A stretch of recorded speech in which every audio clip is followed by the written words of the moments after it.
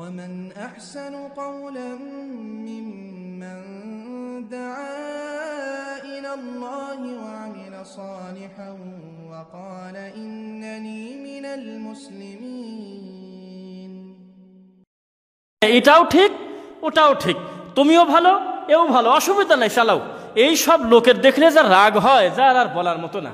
এই সব বাজে কথা বলে বলেই তো আপনি ধর্মটাকে বিকৃত করে দিচ্ছেন। হ্যাঁ, না কোনোদিন এক হয় নাকি? লা তালবিসুল হাক্কা বিল বাতিল ওয়া তাকতুমুল হাক্কা ওয়া আনতুম তা'লামুন। আমি বলতেছি এটা সুন্নাহ আর এটা হলো বিদআত, আপনি বলতেছেন যে ফিতনা করা যাবে না, সমাজে ফিতনা করা যাবে না। বাবা, কত বড় বড় জিনিস, মুসলিম উম্মাহ বিপদে, এরা খালি ছোটখাটো বিষয় নিয়ে কথা বলে। এটাও ঠিক ওটাও ঠিক, এও ভালো ও ভালো। এই একটা কথা বললেন, এই ঠান্ডা হুজুরদের কারণে ধর্ম বিকৃত আজকে মানুষের কাছে। এই সুন্নাহটা তো কেউ না কেউ বলবে নাকি? বলবে না? এই সত্য কেউ না কেউ তো একদিন উন্মোচন করবে। আদ্দু আলাইহা বিন নাওয়াজিজ, সুন্নাহকে কেউ কেউ তার মারিদ দাঁত দিয়ে শক্ত করে আঁকড়ে ধরবে। আপনার মতো ঠান্ডা হুজুর যদি আমাদের নবী মুহাম্মদ সাল্লাল্লাহু আলাইহি ওয়াসাল্লাম হতো, তাহলে তার হিজরত করা লাগে না। আপনার মতো যদি ঠান্ডা ধর্ম প্রচার করতে ইউসুফ আলাইহিস সালাম, তাহলে বেচারা জেলে যাওয়া লাগে না।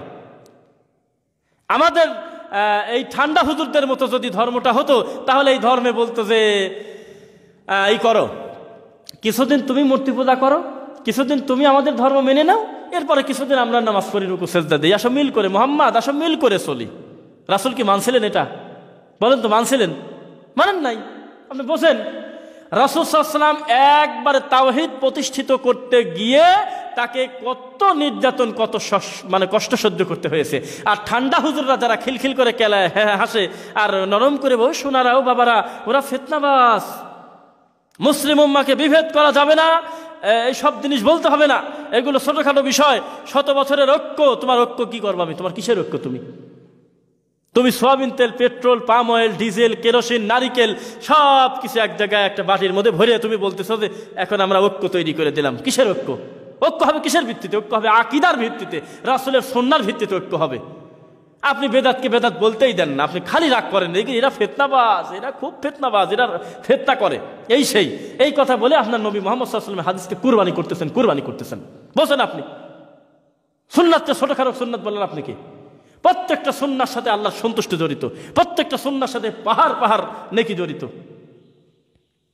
আপনি বলতেই দেন না, বলেন যে এগুলো ছোটখাটো বিষয়। এই ছোটখাটো বিষয় বলে বলে এই ঠান্ডা হুজুরদের কারণে আজকে সত্য দিনটা একেবারে শেষ। যা আল হক ওয়াজহাকাল বাতিল ইন্নাল বাতিলা কানা সাহুকা। ধান্দাবাজি বন্ধ করে দেন। সত্য যখন আসবে মিথ্যা বিলুপ্ত হবেই। মিথ্যা তো বিলুপ্ত হওয়ারই জিনিস। কি বলেন? এখন ভালো লাগতেছে না, মাঠ পাওয়া যাচ্ছে না, যে এই বাজে কথা বলে বলে, এই কথা বলে বলে মুহাম্মদ সাল্লাল্লাহু আলাইহি ওয়াসাল্লামের সুন্নাহকে আজকে যে কোথায় নিয়ে গেছেন তার হিসাব নাই।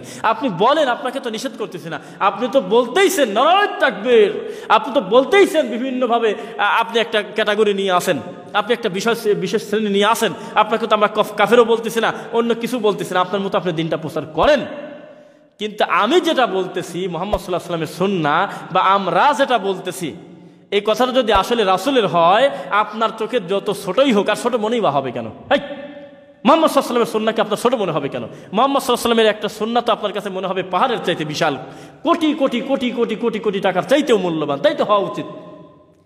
যাকে ইত্তেবা না করলে, অনুসরণ না করলে, না মানলে, নিজের থেকে, নিজের সন্তান থেকে, পিতামাতা থেকে, পৃথিবীর সকল মানুষ থেকে যাকে বেশি না ভালোবাসলে মানে মুসলমান হওয়া, প্রকৃত মুমিন হওয়া যায় না, এই রাসূলের সুন্নাহকে আপনি খাটো বললেন কেন? এটাই তো আপনার বড় পাপ। তার মানে আপনি কৌশলে এগুলো এড়ায় যেতে চাচ্ছেন, আমরা বুঝি। আপনি কৌশলে এড়ায় যেতে চাচ্ছেন। আপনার কাছে দাড়ির কথা বললে ছোটোখাটো, আপনার কাছে টাকনুর নিচে কাপড় পরার বিষয় বললে ছোটোখাটো, আপনার কাছে যে কোনো বিষয় নিয়ে বললেই বলে যে এগুলো ছোটোখাটো, এটা ফিতনাবাজ, এটা ফিতনা করে।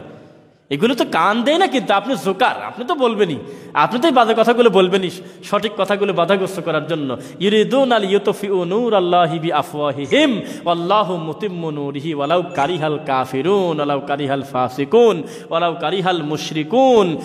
জাহেলদের, মুশরিকদের, কাফেরদের যতই খারাপ লাগুক, দিনের আলো কি রাতারাতি নিভে যাবে বলেন তো? দিনের আলো মুছবে না, কারণ এর রশিটা কার হাতে? এর এর রশিটা, এর আলোকসজ্জার মূল চাবিকাঠি হলো আল্লাহর হাতে। আল্লাহ রাব্বুল আলামিন তোমার দিনটা, তোমার রাসূল সাল্লাল্লাহু আলাইহি ওয়াসাল্লামের সুন্নাহটা প্রতিষ্ঠিত করার জন্য যাকে দিয়ে যেভাবে দাওয়াত খেদমত প্রয়োজন আল্লাহ তুমি সেভাবেই নাও। তবু তোমার রাসূল সাল্লাল্লাহু আলাইহি ওয়াসাল্লামের সুন্নাহটা আমরা জীবন্ত দেখতে চাই। আল্লাহ তুমি তৌফিক